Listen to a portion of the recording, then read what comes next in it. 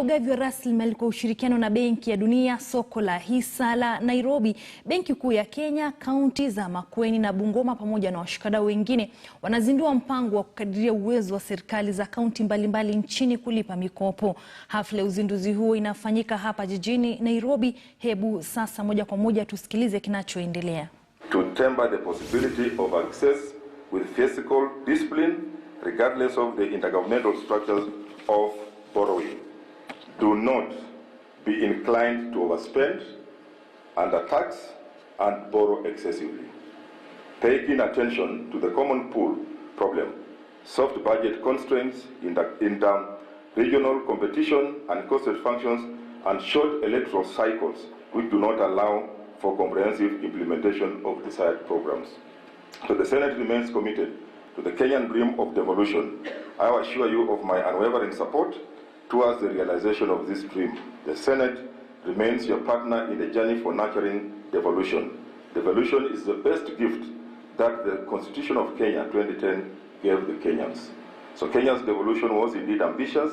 Implementing the transition to devolved governments in tandem with many other reforms to the institutions of national government has been an enormous challenge. Inevitably, things have not always gone according to plan, and implementation has revealed problems which were not anticipated.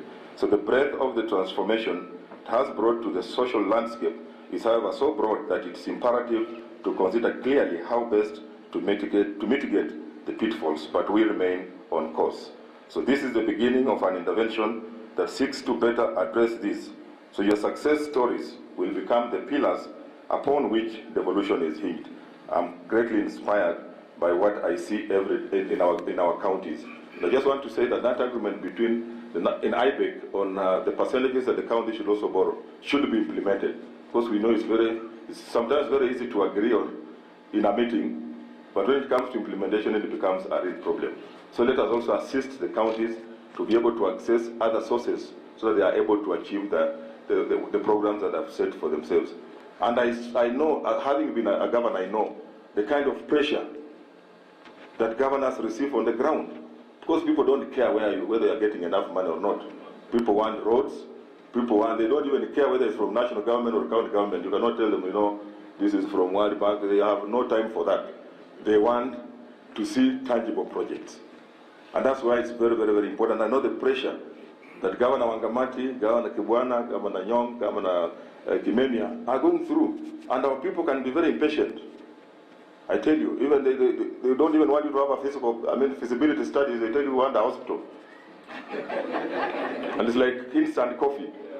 So if there's no hospital, they'll tell you we'll meet in 2022. There's a lot of blackmail. Like me, they kept telling me we'll meet in 2017. And we met. So, but thank God again, the problem with elections is that sometimes they don't look at what you have done. There are a lot of dynamics that also come into play, especially in certain areas. So, but what is important in your mind, in your conscience, even as you go away, even as you don't succeed, if you can walk with your head tall in the skies, that you did your best, and you touch the people, and you can show what you have done. Politics is dynamic, but the tragedy is if you fail and you have also not done anything, it will be a double tragedy. Even if you fail, it shows something that you did during your time for people to remember you. So I just want to assure you that we'll work together. As a Senate, we'll support you.